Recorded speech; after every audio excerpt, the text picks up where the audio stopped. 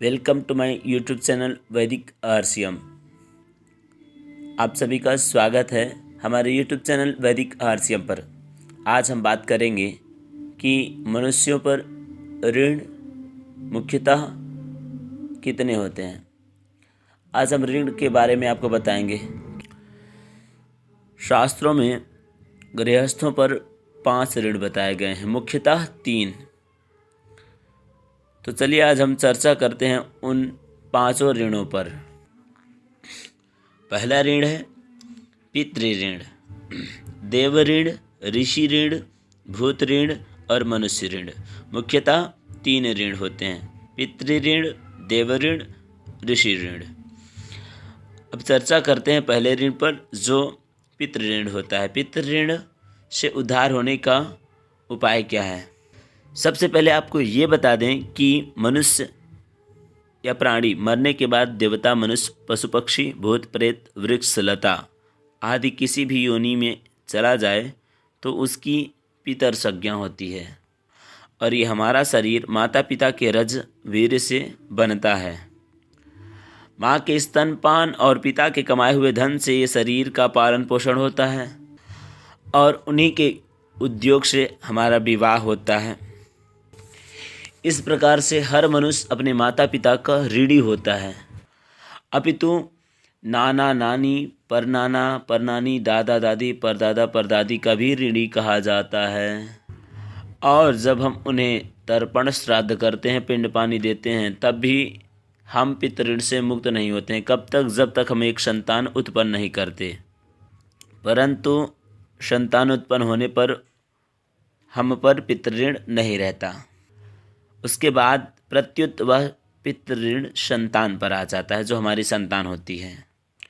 इस प्रकार से हमने आपको बताया कि पितृ ऋण से मुक्त होने का उपाय। अब आगे चलते हैं। दूसरा पॉइंट यहाँ पर ये होता है, दूसरा प्रश्न ये है कि क्या संतान उत्पन्न किए बिना भी मनुष्य पितृ ऋण से मुक्त हो सकता है? जी हाँ, बिल्कुल। उसका उत्तर ये है, जो भगवान के शरणागत हो जाता है उस पर कोई ऋण नहीं रहता। मेरे प्यारे दर्शकों, अब चलते हैं हम दूसरे पॉइंट पर। हमारा दूसरा पॉइंट ये है कि देव ऋण क्या है तथा इससे मुक्त होने का उपाय क्या है। वर्षा होती है, घाम तपता है, हवा चलती है, पृथ्वी हम सबको धारण करती है, रात्रि में चंद्रमा और दिन में सूर्य सबको प्रकाशित करता है, जिससे सबका जीवन निर्वाह हो रहा है, सब स्वस्थ रहते हैं। यह हम सब पर देव ऋण होता है, इसे ही हम सब देव ऋण कहते हैं।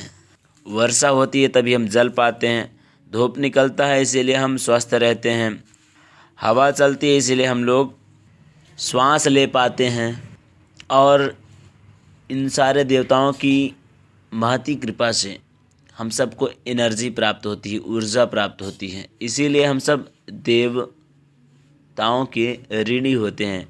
तथा इस ऋण से मुक्त होने का उपाय यह है कि हवन, यज्ञ, पूजा, देवताओं की इसी से पुष्टि होती है। ये सब हमें करना चाहिए। अगर हम ये सब मन लगा के करते हैं तो हम देव ऋण से मुक्त हो जाते हैं। अब आगे चलते हैं कि हमारा तीसरा पॉइंट यह है कि ऋषि ऋण क्या है और इससे छूटने का उपाय क्या है। तो ये जानने की बहुत ज़्यादा आपको ज़रूरत है, क्योंकि आज हम सब यही छोड़ रहे हैं।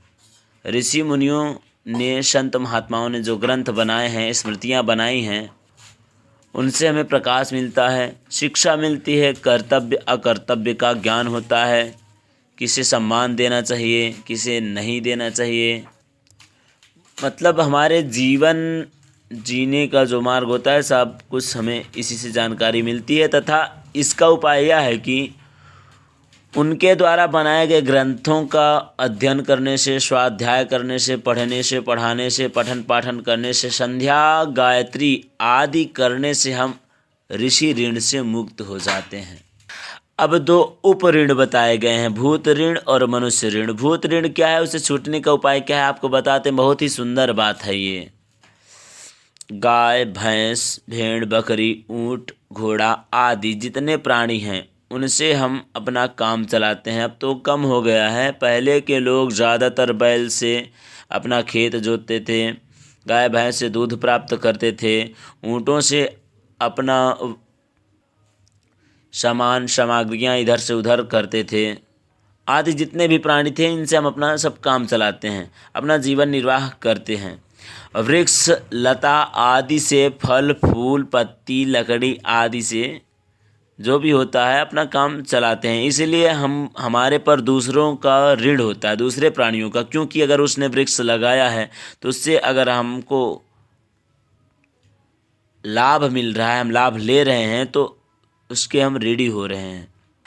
अच्छा, इससे छूटने का उपाय क्या है, थोड़ा ध्यान से सुनिएगा। घास अन्न आदि देने से, जल पिलाने से, वृक्ष लता आदि को खाद और जल देने से हम भूत ऋण से मुक्त हो जाते हैं। यानी जिनके द्वारा हमको कुछ प्राप्त होता है उसी की हम सेवा कर दें तो वो हमारे ऊपर से हट जाता है। अब चौथा है मनुष्य ऋण, ये भी उपऋण कहा जाता है। मनुष्य ऋण से छूटने का उपाय क्या है, मनुष्य ऋण क्या है जान लीजिए। बिना किसी की सहायता लिए हमारा जीवन निर्वाह नहीं होता है, खास तौर से आज के समय में तो बिल्कुल भी नहीं होगा।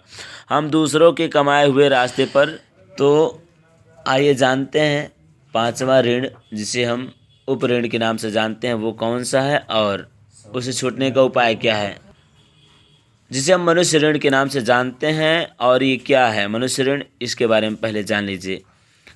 हम बिना किसी की सहायता लिए अपना जीवन निर्वाह नहीं कर सकते। हम दूसरों के बनाए हुए रास्तों पर चलते हैं तो वो भी तो ऋण हुआ। दूसरों के बनाए हुए कुएं पे पानी पीते हैं, नल बनाए हुए पर जल ग्रहण करते हैं, दूसरे के लगाए हुए पेड़ पर आराम करते हैं,